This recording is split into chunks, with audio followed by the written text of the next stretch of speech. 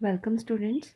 Today I am going to teach the fifth chapter of English book Beehive for ninth class.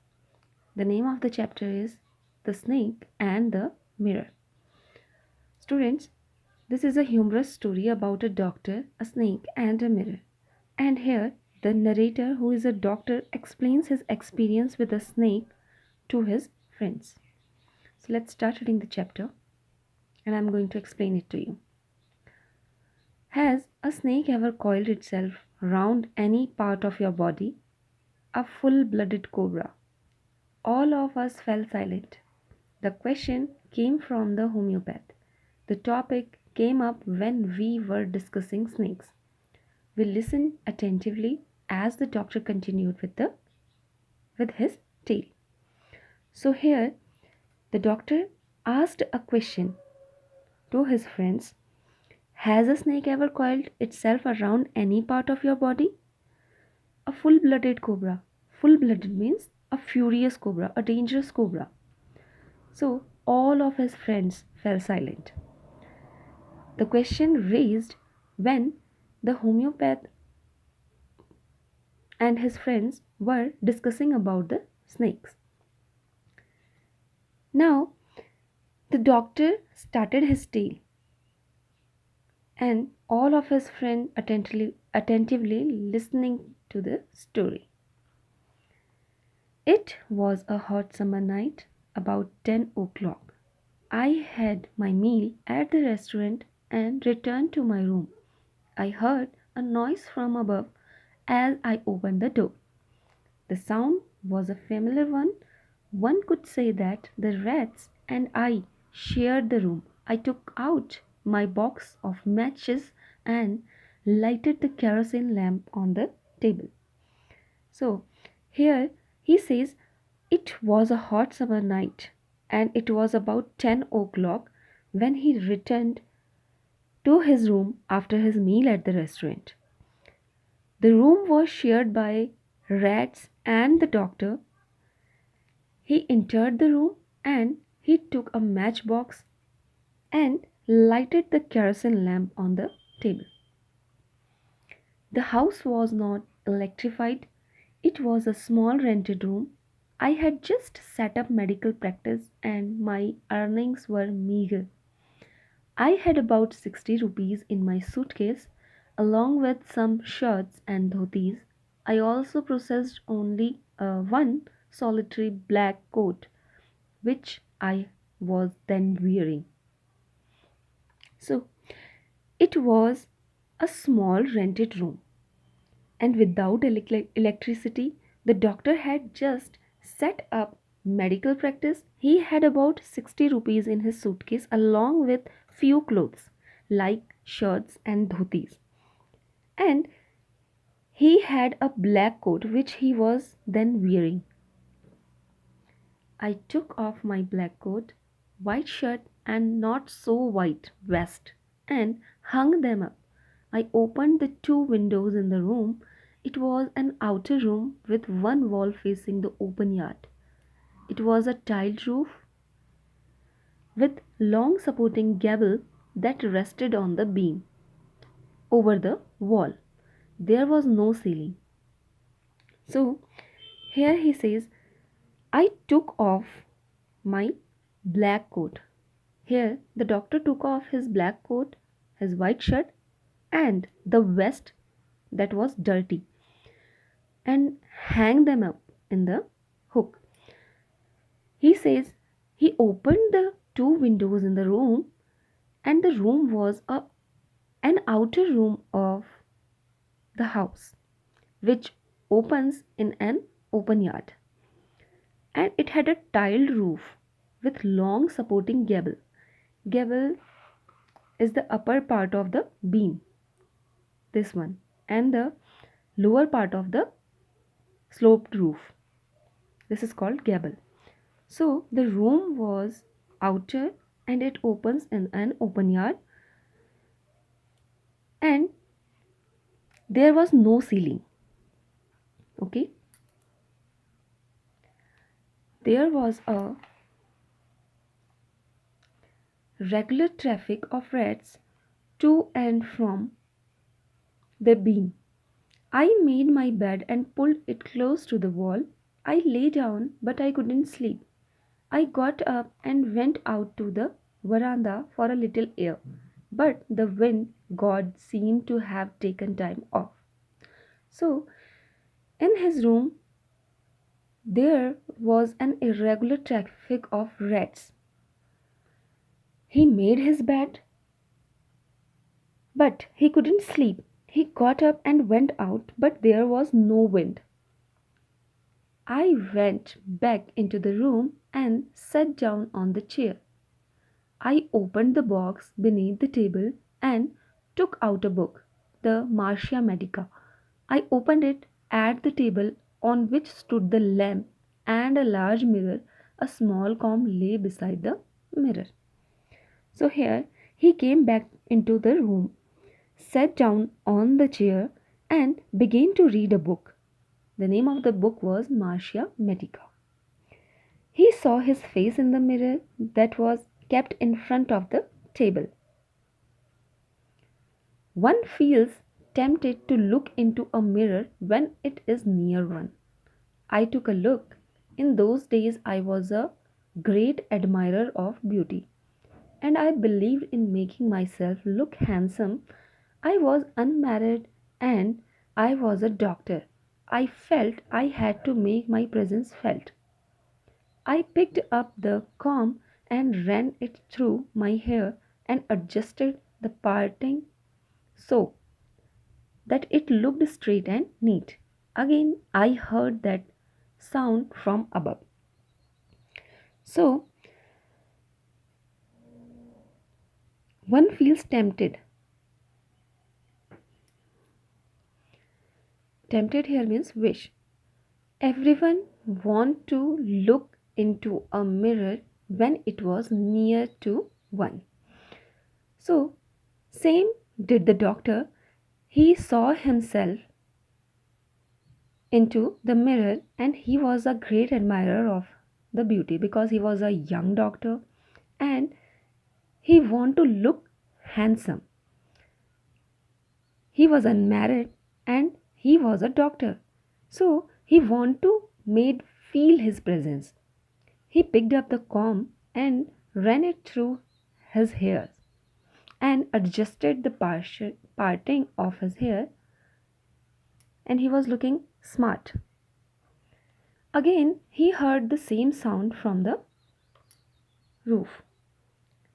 I took a close look at my face in the mirror. I made an important decision. I would shave daily and grow a thin mustache to look more handsome. I was, after all, a bachelor and a doctor. I looked into the mirror and smiled. It was an attractive smile. I made another earth shaking decision. I would always keep that attractive smile on my face to look more handsome.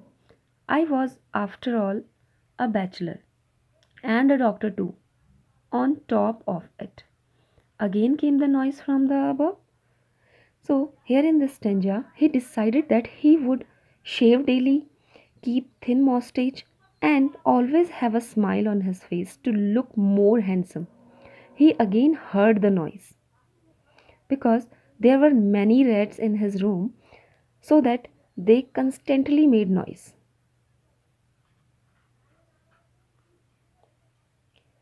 I got up, paced up and down the room. Then another lovely thought struck me. I would marry. I would get married to a woman doctor who had plenty of money and a good medical practice. She had to be fat for a valid reason. If I made some silly mistake and needed to run away, she should not be able to run after me and catch me. With such thoughts in my mind, I resumed my seat in the chair in front of the table. There were no more sound from above.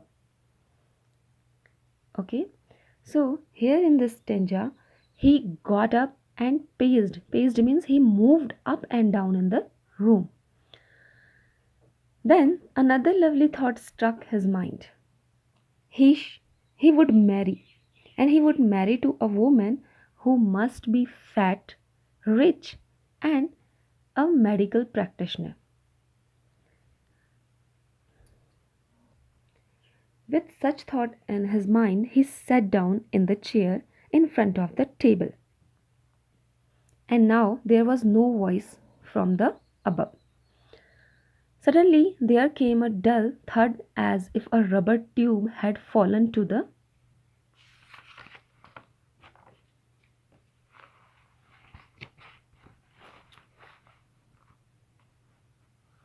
ground. Surely nothing to worry about. Even so, I thought I would turn around and take a look.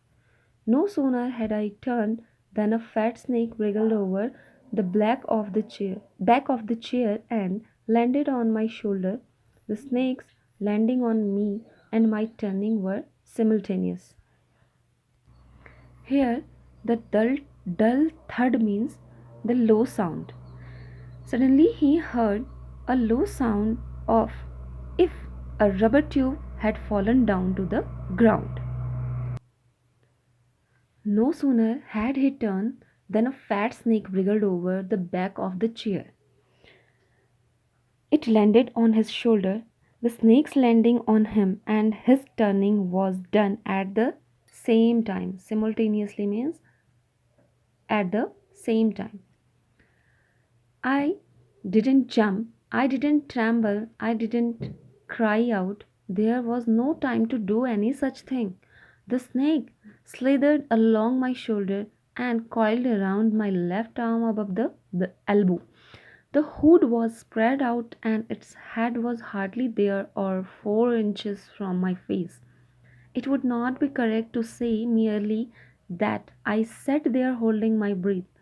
I was turned to stone, but my mind was very active. The door opened into the darkness, the room was surrounded by darkness. In the light of the lamp, I sat there like a stone image in the flesh. Here, slither means slide. So, the doctor was petrified when the snake slid along his shoulder. Petrified means he became a stone like image. The doctor was petrified. The snake coiled around his left arm above the elbow, and he was just 3 or 4 inches from the doctor's face. The room was dark in the light of the lamp. He sat like a stone, but his mind was still active. I felt then the great presence of the creator of the world and this universe. God was there. Suppose I said something and he didn't like it. I tried in my imagination to write in bright letters outside my little heart the words, "Oh God." There was some pain in my left arm. It was as if a thick leaden rod, no, a rod made of molten fire, was slowly but powerfully crushing my arm. The arm was beginning to be drained of all strength. What could I do? So here there was some pain in his left arm as the snake had tightened its grip. The doctor remembered God. He felt that the rod of glass made and the rod of melted fire powerfully crushing his arm. As my slightest movement, the snake would strike me. Death lurked 4 inches away. Suppose it stuck. What was the medicine I had to take? There were no medicine in the room. I was but a poor, foolish, and stupid doctor. I forgot my danger and smiled feebly at myself. It seemed as if God appreciated that. The snake turned its head. It looked into the mirror and saw its reflection. I don't claim that it was the first snake that had ever looked into a mirror, but it was certain that the snake was looking into the mirror. Was it admiring it, its own beauty? Was it trying to make an important decision about growing a mustache or using eyeshadow and mascara or wearing a vermilion spot on its forehead.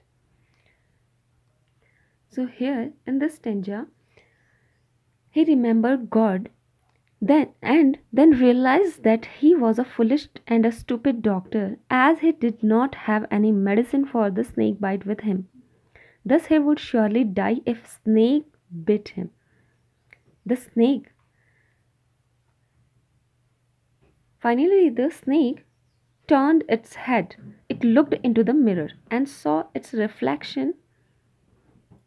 It might be admiring its own beauty.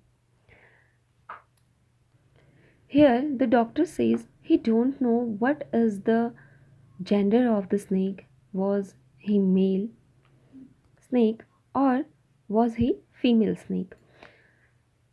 It seems that the snake was admiring his beauty or its beauty. The doctor was imagining that he was growing a little mustache, or being a female snake he want to use eyeshadow, mascara and the vermilion spot, means here the red powder on its forehead. I did not know anything for certain.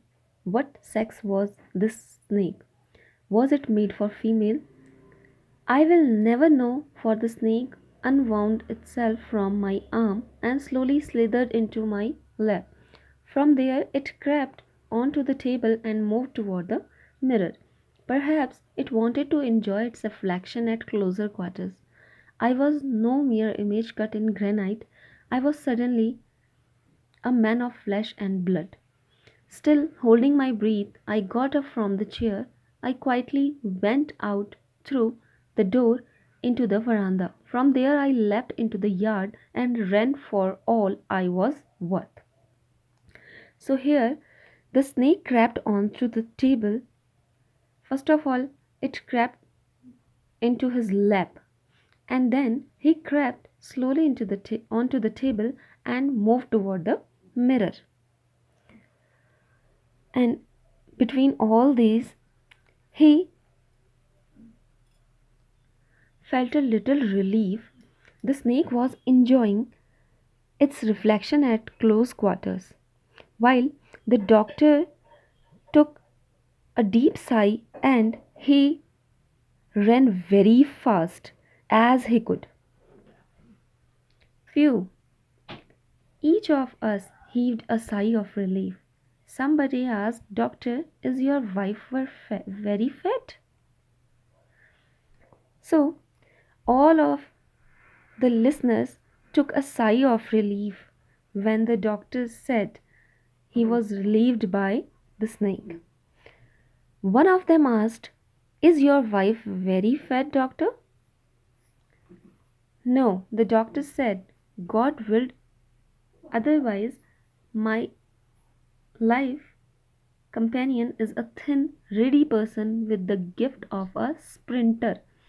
Here, ready means thin or tall. Sprinter means a racer. So here doctor replied that no, she is thin and tall and she is a gifted racer. Sprinter means racer. Someone else asked, Doctor, when you ran, did the snake follow you? Someone asked to him that when he ran, did the snake follow him?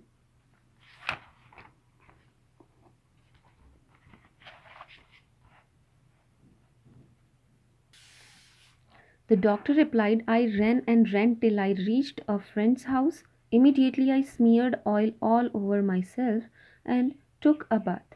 I changed into fresh clothes.